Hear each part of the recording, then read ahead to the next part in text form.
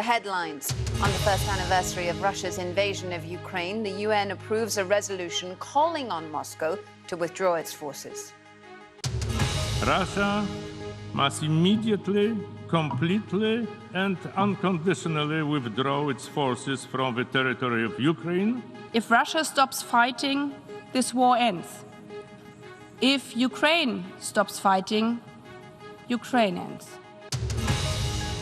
The BBC travels to northeastern Ukraine and hears personal testimonies about the misery of war.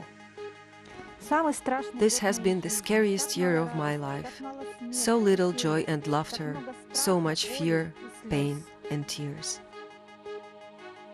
We'll have the latest on the grim milestone in Ukraine and what might happen in the next 12 months. Also, coming up on Newsday, disgraced Hollywood film mogul Harvey Weinstein is sentenced to a further 16 years in prison for rape, on top of the 23-year sentence he is already serving. And the European Union tells its staff to delete the social media app TikTok to protect data and increase cybersecurity. Starting with the fact that 3 men have been arrested after an off-duty police officer in Northern Ireland was shot multiple times in front of his son after a session coaching young people playing football in Omagh, County Tyrone. Detective Chief Inspector John Caldwell remains in a critical condition in hospital and is said to be fighting for his life.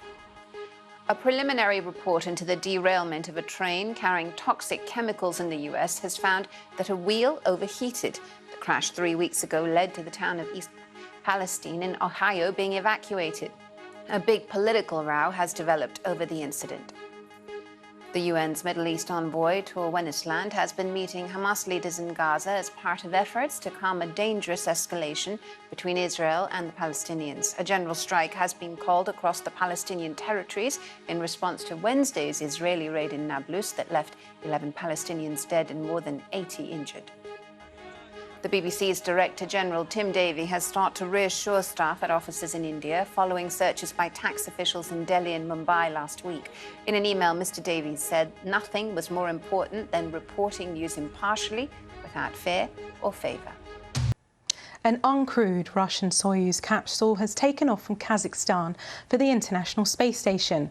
The aim of the mission is to bring back 3 astronauts whose return vehicle was damaged by a meteoroid.